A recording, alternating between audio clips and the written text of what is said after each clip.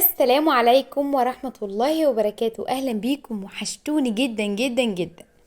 النهاردة بإذن الله هنعمل مع بعض عيش الكايزر بطريقة سهلة وبسيطة جدا، والنتيجة زي ما انتم شايفين كده. العيش خفيف وطري جدا وعامل زي القطن، يعني واحدة الكايزر كده ملهاش وزن. حلو قوي قوي يا جماعة للسندوتشات أو للبرجر، بجد طعمه خطير. تعالوا نفتح كده واحدة مع بعض ونشوف قلبها قد ايه ناعم زي القطن. القلب من جوه ابيض، اللب بتاعها عامل زي الحرير كده، مش مخرفش ومش خشن، بالعكس ناعم وطري جدا زي ما انتم شايفين كده. باذن الله هنقول كل التفاصيل في الفيديو اللي طلع معاكم العيش الكايزر، احلى عيش كايزر هتعملوه في البيت. بس قبل ما نبتدي الفيديو، لو اول مره بتشوفوني ما تنسوش تشتركوا في القناه وتحطوا لايك للفيديو ده لو عجبكم. ويلا بينا نسمي بسم الله ونصلي على اشرف خلق الله عليه افضل الصلاه والسلام، ونبدا في الطريقه بتاعتنا على طول. اول حاجه انا معايا نص كيلو من الدقيق متعدد الاستخدامات، بس لازم الدقيق يكون ليه عرق قوي، ولازم اكون نخله دقيق كويس جدا جدا، حتى لو الدقيق نضيف لازم انخله. هحط 3 معالق كبار من السكر، معالق الاكل كده 3 معالق كبار مليانين، وكمان معلقه كبيره من الخميره الفوريه، وربع معلقه كبيره من الملح او ذره بسيطه جدا كده من الملح، واقلب المواد الجافه كويس قوي قوي مع بعض. ما تخافوش، السكر مش كتير ولا اي حاجه، العجينه بتاعه العيش الفينو او العيش الكايزر بتكون طعمها مسكر، تمام. وبرضو عشان اللون يكون موحد وحلو، ويكون زي اللي بنشتريه من بره بالظبط. تاني حاجه، انا هاجي العجينه دي بميه فتره من الحنفيه. لو احنا في الشتاء والجو ساقعه، هنبدا ان احنا نعجنه بميه دافيه، دافيه زي دمعه العين مش سخنه. في فرق كبير قوي بين دافيه وبين سخنه. وبعدين هضيف الميه شويه بشويه كده واعجن العجينه دي حلوه قوي قوي. انا هضيف اخر حاجه ربع كوبايه بس من الزيت، النص كيلو دقيق بياخد ربع كوبايه زيت، تمام. بس هضيفها في الاخر، بتفرق قوي قوي في طراوه العجينه ولون العجينه كمان. بس لو انت حابه انك تضيفيه من الاول مفيش اي مشكله تماما. بس اهم حاجه نقطه العجن، عايزين نعجن العجينه على ايدينا كاننا مستخدمين عجان. لو خدمتي العجينه في العجن هتديكي افضل نتائج. العجينه دي حلوه قوي قوي وتنفع لمعجنات كتيره قوي، تمام. نعجن العجينه حلو ونضيف الميه شويه بشويه. حتى لو نوع الدقيق اللي انت مستخدماه مش قوي، ملوش عرق قوي، اضافه الميه شويه بشويه للعجينه هتدي عرق كويس للعجينه. ما تبطليش عجن الا لما العجينه توصل معاكي بالملمس والقوام ده. هبدا ان انا اضيف ربع كوبايه من الزيت شويه بشويه، بلاش نكتر زيت. بشوف ناس بيحطوا نص كيلو دقيق نص كوبايه زيت، ده غلط جدا. العيش هيطلع ناشف، ما ينفعش نكتر عن ربع كوبايه.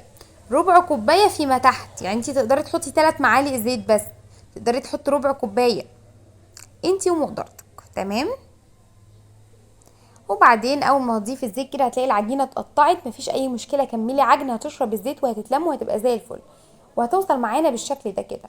قوام العجينه طريه بس في نفس الوقت مش بتلزق، تمام. هبدا بقى ان انا اضيف العجينه في قلب الطبق اللي انا بدات اعجن فيه، وطبعا الطبق مسحته مسحه بسيطه من الزيت، واحط العجينه واغطي العجينه بفوطه او بطبق. لازم نغطي العجينه يا جماعه عشان وشها ما يعملش قشره وينشف، واسيبها تخمر لمده نص ساعه، يتضاعف حجمها مره كمان. ما نسيبهاش تخمر قوي، يعني هي نص ساعه كفايه قوي قوي على العجينه، لحد ما توصل معانا وتبقى بالشكل اللي حضراتكم شايفينه ده. هبدا بقى ان انا انزل التخمير بتاع العجينه. العجينه تحفه، العجينه حلوه قوي قوي. ما ينفعش العجينه تبقى ناشفه، علشان كده العيش هيطلع مبرول. احنا عايزين قلب العيش طري، فلازم العجينه ما تكونش عطشانه ميه، لازم تبقى خدت كميه الميه المناسبه ليها. وفي نفس الوقت ما زودش ميه زياده عن اللزوم عشان العجينه ما تبقاش سايحه، والعيش او الكايزر يفرش معانا في قلب الفرن.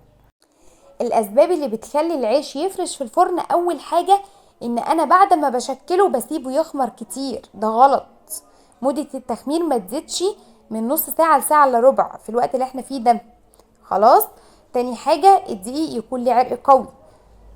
رابع حاجة ان العجينة، قوام العجينة يكون مش سايح قوي، يعني نسبة المية ما تكونش كتير قوي في العجينة، العجينة تبقى ماسكة نفسها. تمام. دي كلها الاسباب اللي هتطلع معايا العيش 10/10. خلاص نتغاضى عنها. انا دلوقتي كورت كمية العجين كلها لكور متوسطة. تعالوا بقى نشكل الكايزر. طبعا لازم اغطيها بفوطة عشان وشها ما يعملش قشرة. هبدأ ان انا افرد الكورة حاجة بسيطة كده وارجع المها بنفس الشكل دوت. كده بنعمل قلب الكايزر. خلاص. وابدأ ان انا اشدها كويس قوي قوي عشان وشه يبقى ناعم. طيب انا عملت كايزرايه كده ولقيت ان وشها مشقق ومش حلو، اعمل ايه؟ احطها وخلاص؟ لا، سيبيها على جنب ترتاح تاني. يعني سيبيها تحت الفوطه ترتاح شويه واخر حاجه شكليها. خلاص. عشان لازم وش الكايزر يبقى ناعم ومشدود كده. وبعدين ابدا ان انا احطه في سمسم ابيض من غير ما ادهن وشه اي حاجه خالص. احطه في سمسم ابيض واشيله احطه في صاج مدهون دهنه بسيطه جدا جدا من الزيت، واسيب مسافه بين الواحده والتانيه. يبقى الحاجات الاساسيه والمهمه اللي المفروض استخدمها في الكايزر او اي نوع من انواع المعجنات: نوع دقيق يكون عرقه قوي. تاني حاجه نسبه السوائل في العجينه ما تكونش زياده عن اللزوم، يعني العجينه ما تبقاش سايحه، تكون ماسكه نفسها عشان لما تخمر تعلى لفوق. تالت حاجه لما اجي اخمر العيش او الكايزر لازم مدة التخمير يكون ليها وقت معين، ما ينفعش اسيبه يخمر وقت طويل قوي قوي عشان ما يفرش معايا في الصينيه. ده كله من العوامل اللي بتخلي العيش يفرش في الصينيه ما يعلاش لفوق ويبقى هاش وطري. خلاص.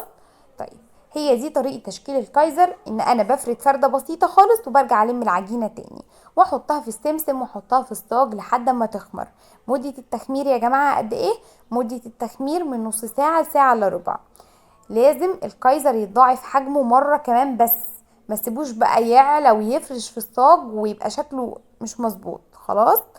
شايفين دوت كده قبل التخمير، بس طبعا كان خد وقت ترتاح يعني لاني ده اول صاج عملته. انا عملت صاجين اتنين ما شاء الله، نص كيلو دقيق عمل معايا كميه حلوه قوي. دوت تاني صاج. هوريكم بقى شكله بعد التخمير، ركزوا كده في قبل التخمير وهوريكم دلوقتي شكله بعد التخمير بقى عامل ازاي. ما خمرش وعلي قوي قوي زي ما انتوا متخيلين، لا، يا دوبك بس يعلى مره كمان. شايفين شكله؟ شايفين التغيير اللي حصل؟ عالي مره كمان، يعني الهواء دخل فيه كده والخميره مشيت فيه واتضاعف حجمه مره كمان. شايفين الكايزر عالي لفوق مش فارش في الصينيه. وده الصاج التاني. طيب يبقى في الصيف من نص ساعة لساعة الا ربع. طب في الشتاء ممكن ياخد معانا ساعة. خلاص. لكن ما نزودش عن كده، لاني الكايزر لو زاد عن كده هيفرش في الصينية ومش هيكون حلو خالص. طيب التسوية بتاعته بدخله فرن ساخن مسبقا على اعلى درجة حرارة، سواء فرن جاز او فرن بوتاجاز، درجة حرارة عالية جدا جدا. واول ما يبدأ ياخد لون بهدي النار واحرك الصاج كل شوية زي ما انتم شايفين كده لحد ما ياخد معايا لون موحد. ريحته فظيعة، مكونات اقتصادية جدا، سهل وسريع، والطعم والنتيجة رائعة. يعني بشوية مية وبشوية دقيق عملنا احلى عيش كايزر. شوفي انت الكمية دي هتجيبيها من بره بقد ايه. عملناها في البيت بمنتهى السهولة وبمنتهى البساطة وبمقادير سهلة وبسيطة وموجودة عندنا كلنا في البيت. قومي جربيه ومتأكدة انه هيعجبك. شايفة شكله والمسامات بتاعته ضيقة وحلوة قوي قوي وطري وعامل زي القطن. جربوه، مستنيه رايكم فيه. اعملوا بيه سندوتشات لولادكم في المدارس والنتيجه مبهره. واسيبكم في رعايه الله واشوفكم على خير الفيديوهات الجايه.